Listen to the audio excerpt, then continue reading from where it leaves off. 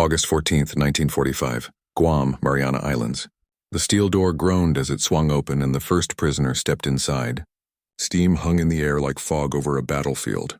He froze. Above him, rows of chrome pipes stretched across the ceiling, gleaming under harsh electric lights. Water hissed from a dozen nozzles, cascading into tiled drains below. His hand tightened around the bar of soap an American guard had pressed into his palm moments earlier. He had expected cruelty. He had expected death. He had not expected this. Before we continue, if you're enjoying this deep dive into forgotten history, hit that like button and subscribe. It helps us keep bringing you these stories. Drop a comment and let me know where you're watching from. It's incredible that we can connect like this, from Tokyo to Texas, from Berlin to Buenos Aires, all sharing the same passion for the human stories behind the war. Now back to the shower room. The prisoner's name was Takeshi Yamamoto, a corporal in the Imperial Japanese Army's 31st Infantry Division. He had surrendered 3 weeks earlier on Luzon, gaunt and lice-ridden after months of jungle fighting. He'd been told by his officers that capture meant torture, that Americans would humiliate him, strip him of honor, perhaps execute him outright.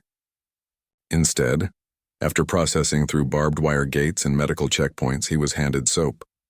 And in that moment, staring at the gleaming pipes and the promise of hot water, he realized that everything he had been taught about the enemy might have been a lie. To understand the shock that rippled through Japanese prisoners of war when they encountered American hygiene standards, you have to step back and see what life had been like for soldiers of the Imperial Army.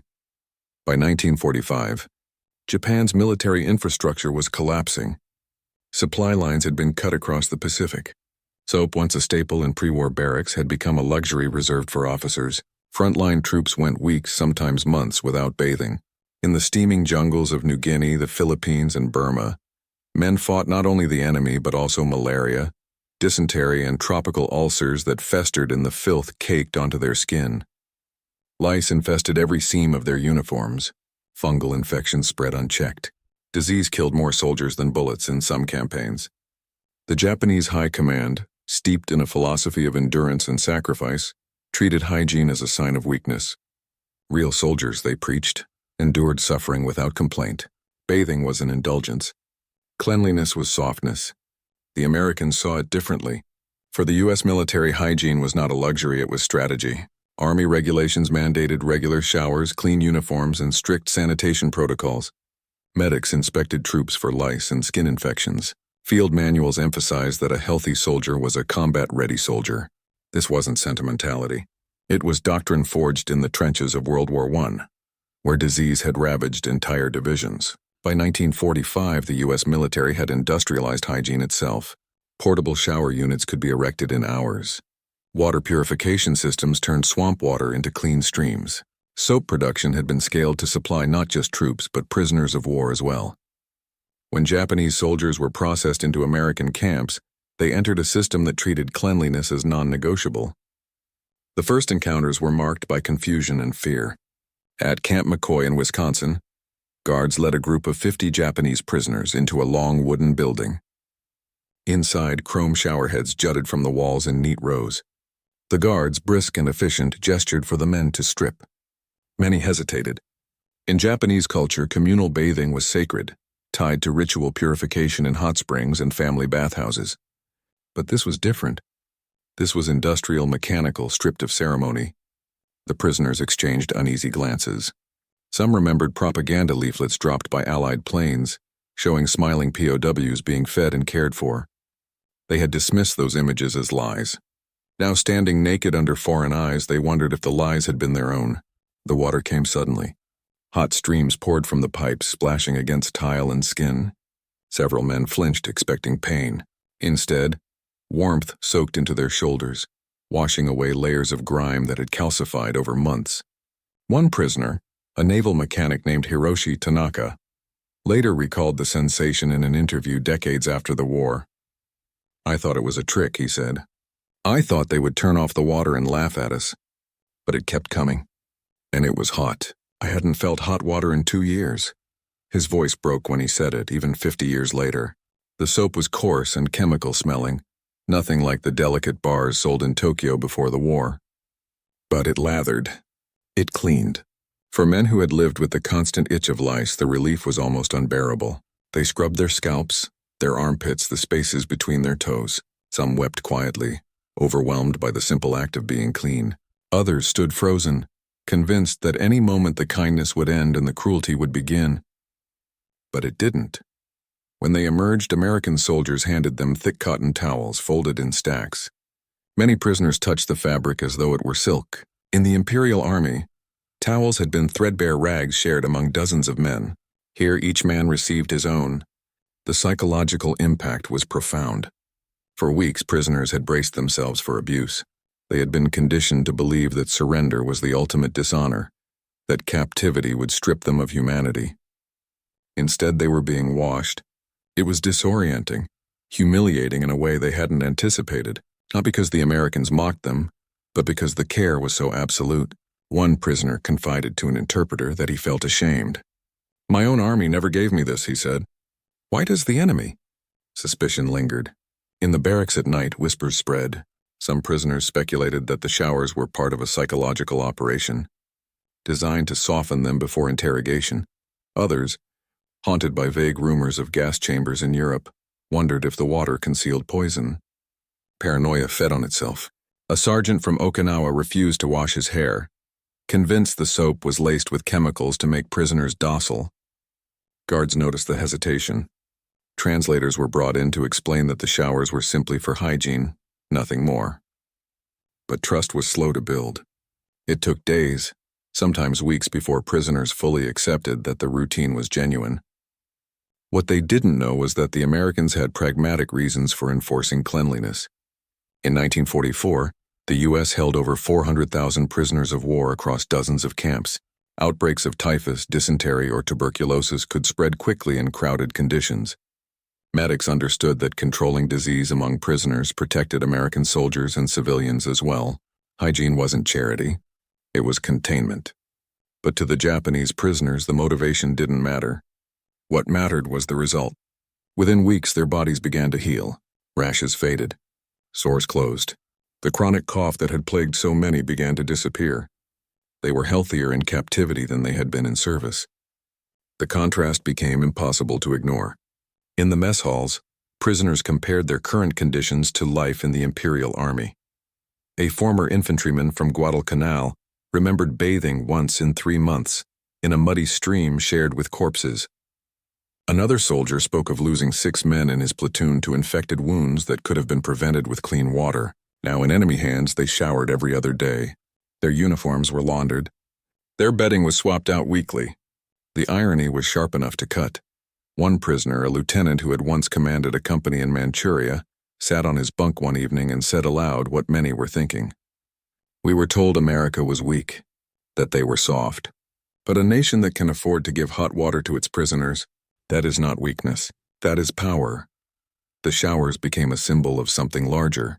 They represented the vast industrial capacity of the United States, a nation that could wage war on 2 fronts while maintaining systems so robust that even captives benefited.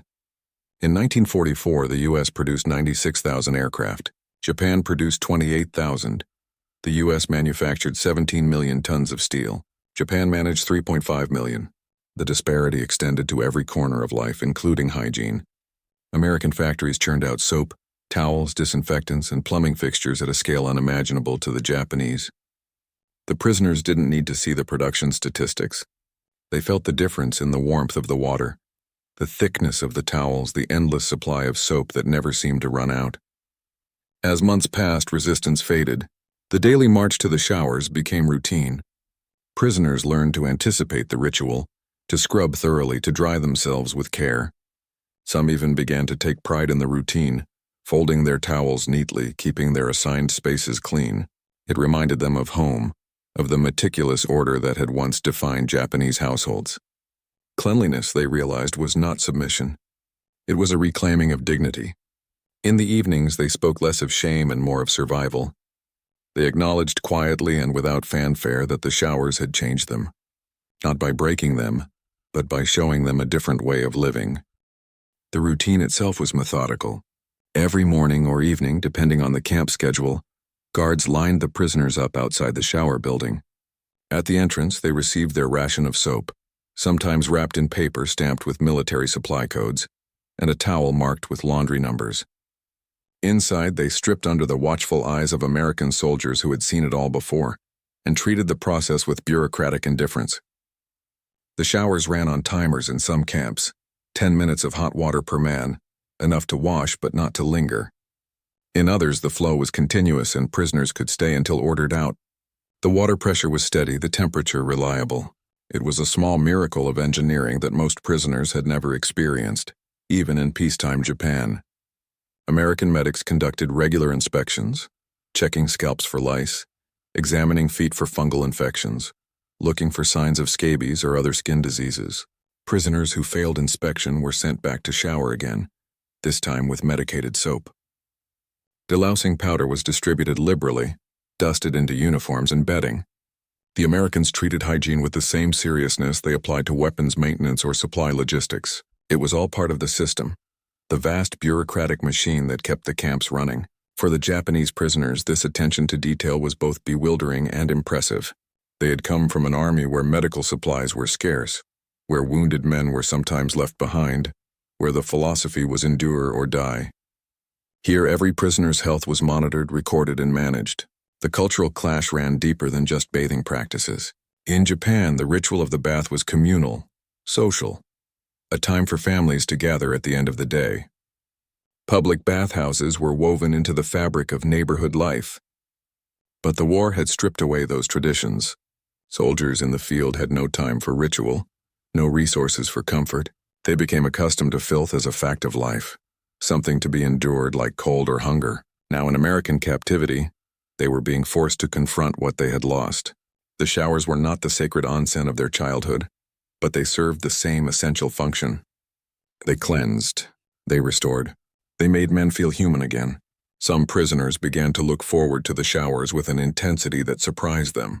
After long days of monotonous camp work, clearing brush or sorting supplies, the promise of hot water became something to anticipate. They lingered under the streams when they could, eyes closed, letting the warmth penetrate muscles sore from labor. It was a brief escape from the reality of barbed wire and guard towers, a moment when they could pretend they were somewhere else, someone else. The Americans noticed this shift. Reports from camp commanders noted that prisoner morale improved noticeably after the implementation of regular shower schedules. Men who had arrived sullen and withdrawn became more cooperative, more willing to follow camp routines. The showers, it turned out, were more effective than threats or punishments. But not all prisoners adjusted easily. Some clung to their suspicions, refusing to fully embrace the routine. They showered because they were ordered to, but they did so quickly, minimally, never allowing themselves to enjoy it. For them, the showers represented a deeper betrayal. To accept comfort from the enemy felt like a betrayal of their comrades who had died, of the cause they had fought for, of the emperor they had sworn to serve. These men remained isolated even within the camps, their pride a fortress that no amount of hot water could breach. Others fell somewhere in between, grateful for the cleanliness but conflicted about what it meant. They washed their bodies while wrestling with their consciences, caught between the physical relief and the psychological burden of accepting care from those they had been taught to hate. Language barriers complicated everything. Few guards spoke Japanese and fewer prisoners spoke English.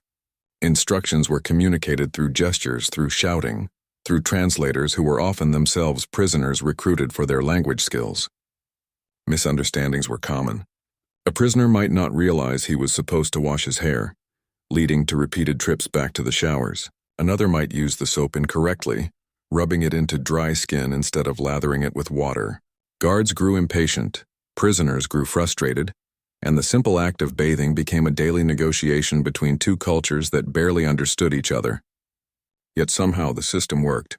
Week by week, the prisoners became cleaner, healthier, more accustomed to the routine. The initial shock wore off, replaced by familiarity. They learned which showerheads had the best water pressure, which times of day the water was hottest, which guards were lenient and which were strict about time limits. They developed their own small rituals within the larger routine, washing in a particular order, claiming favorite spots near the drains, trading soap bars if one type proved better than another. These tiny acts of agency, of choice within constraint, helped them retain a sense of self in a world where so much had been taken from them. The medical improvements were documented meticulously by American doctors. In the first month after implementing regular showers and delousing procedures, reported cases of skin infections dropped by 73% at Camp Shelby. Respiratory illnesses decreased by 40%. Deaths from preventable diseases fell to nearly zero. These were not abstract statistics to the prisoners. They were the difference between scratching open sores until they bled and sleeping soundly through the night. They were the difference between hacking coughs that left men doubled over and breathing freely for the first time in months. The showers, combined with clean uniforms, regular meals, and basic medical care, transformed the physical condition of the prisoners in ways that astonished even the American medical staff. Historians who later studied prisoner testimonies noted how frequently hygiene appeared in recollections. Men who endured starvation, forced labor, and the trauma of surrender often spoke first about the showers. One veteran, interviewed in 1985, said it simply, "I thought they would kill me.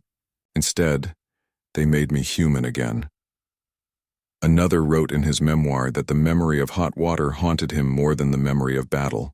"It was the moment," he wrote, when I understood that we had not just lost a war. We had lost to a civilization we couldn't comprehend." The long-term effects rippled through post-war Japan.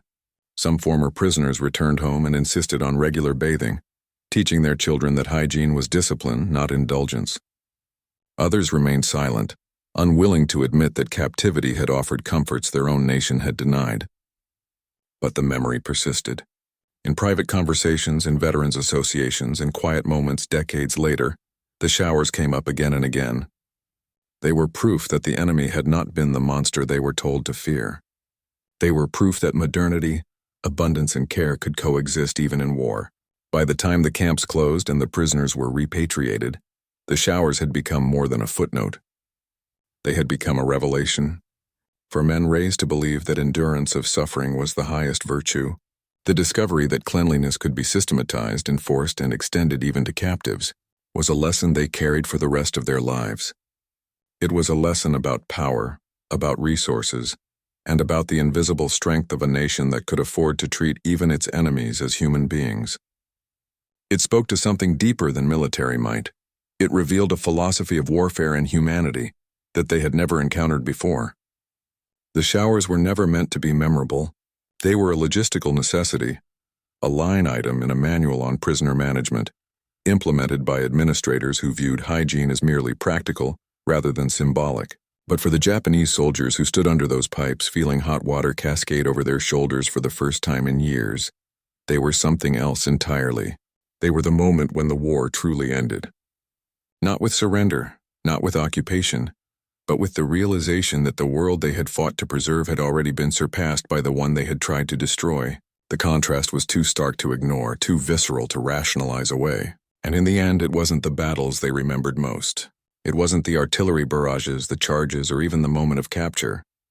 It was the water, the soap, the clean towels handed to them by guards who showed neither contempt nor pity. The undeniable, uncomfortable truth that their enemy had cared for them better than their own commanders ever had, providing dignity where they had been taught to expect only cruelty. That truth, more than any battlefield defeat, more than any propaganda or tribunal, shattered the last illusions they carried about the war and about themselves. It became a memory that would haunt and enlighten them in equal measure for decades to come.